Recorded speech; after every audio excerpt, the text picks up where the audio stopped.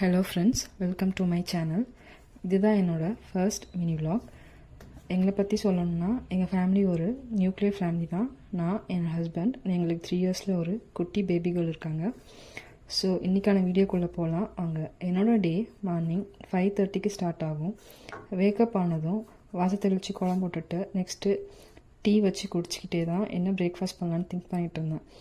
So இன்றைக்கி சண்டேன்றதால சிம்பிளாக பிரேக்ஃபாஸ்ட்க்கு dosa and peanut chutney தான் ரெடி பண்ணேன்.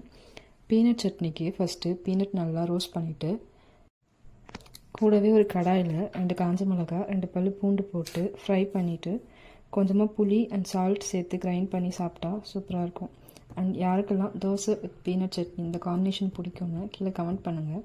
அண்ட் ஃப்யூச்சரில் இன்னும் இன்ட்ரெஸ்டிங்கான அண்ட் யூஸ்ஃபுல்லான vlogs பார்க்கலாம். பை.